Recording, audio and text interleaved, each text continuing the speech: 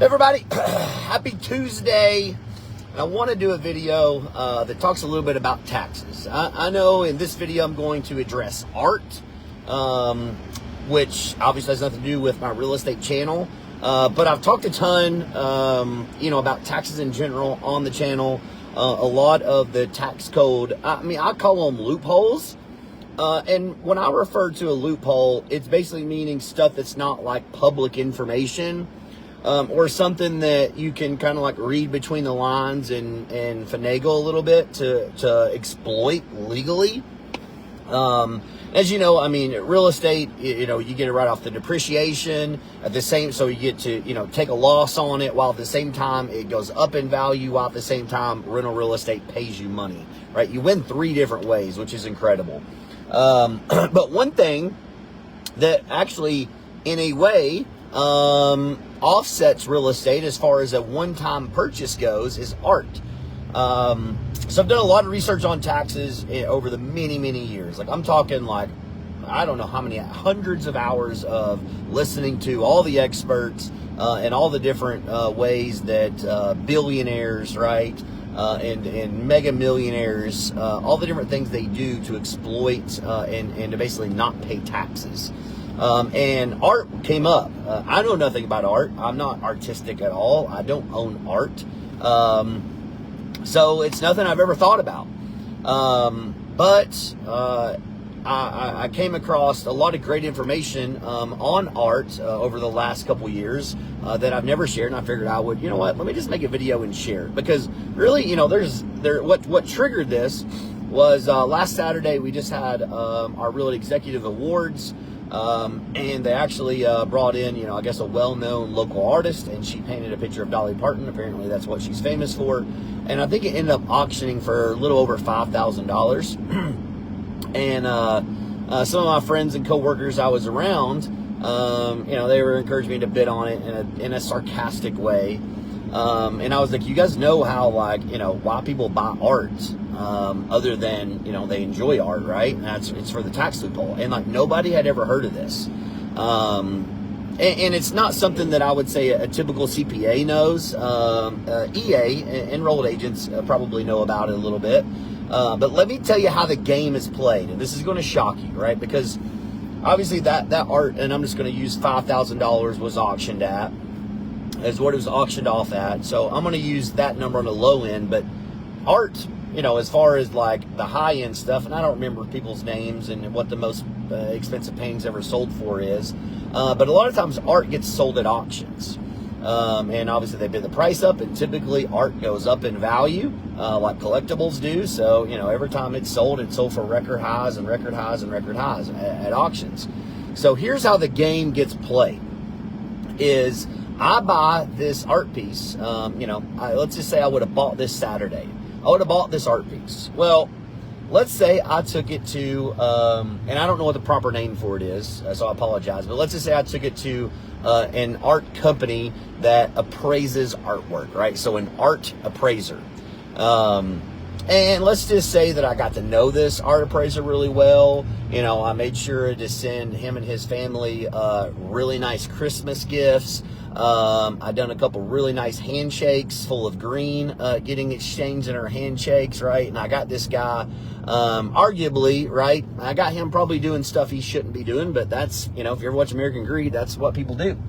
So I would have took it to this art appraiser, right? And I've kind of I don't know what the word is not coming to mind, but I've kind of tricked him into liking me and helping me out. And so I say, I'm just going to say his name's John. So I say, hey, John, I just bought this art painting, for $5,000. I really do feel like, man, I could sell this for $20,000. And John says, well, let me take a look at it. And so I bring it in, and then John says, yeah, man, absolutely. I think we can sell this for $20,000. And he gives me a written appraisal on my piece of art, which is a legal document, for $20,000. Well, I only paid $5,000 for it. So I don't know if you're kind of seeing where I'm going here, but now here's what I do. I say, you know what? Thanks, John. Appreciate that. And then the next day I go to, a favorite nonprofit of mine, and I say, hey, I'd like to donate $20,000 to you guys in the form of art. And the nonprofit, right, which is, I don't know a ton about nonprofits as far as like the actual business side of it goes, but I'm just going to kind of put it in a nutshell. And they go, well, great. Yes, Stephen, we would love to have it. We would love to have your $20,000 art piece that you've got certified here. Bam, here's a $20,000 write-off. So you see what I just did there, right? I just took a $5,000 piece of art collection, and let's say, I spent another couple $1,000 on colluding with this person. And there's going to be times where that means there's no collusion, but I'm just letting people know how the game is played. And then you take it to them, and they basically say, all right, it's worth way more, and it might be worth way more, but let's just say for the conversation, let's just say it is not worth way more, but they say it is. And then you take it to a nonprofit. Nonprofit takes it. Well, all they're going to do is turn around and auction it off, and then take the proceeds of there and put it towards the cause, right? So arguably, like, there's a lot of people winning here. But there's also like money laundering going on here. Paid $5,000 for something. Maybe I spent $3,000 colluding here, and now I get a $20,000 tax write-off for its worth because of my donation. So I don't pay taxes on $20,000 of income versus $5,000 of income, or $8,000 of income. So see how I kind of won. Yet now a nonprofit for them, right? They kind of won because they got a donation they wouldn't have otherwise had. The art person, they got paid.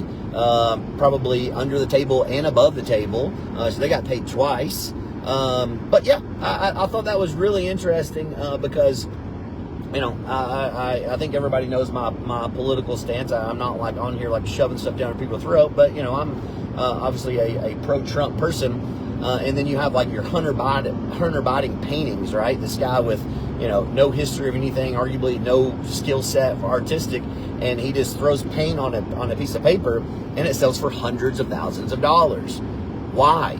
Well, you get it, right? So it's a win for people on the left side because you can basically give you were giving money to Hunter, who would then give you insider information to Biden and get you on the inside of politically. So you got you politically connected for whatever your agenda was. People weren't buying it for the art; they were buying it to get connected, which is again how the game's played.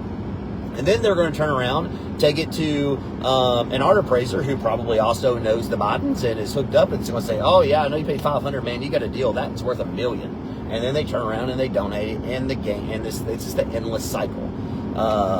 So very interesting stuff because you can do it on, you can do it at all levels. There's go and look online. I'm saying this now. My social media feed is going to be full of nothing but art. Even though I'm not an art person. I don't care about art. But you could do this with $100.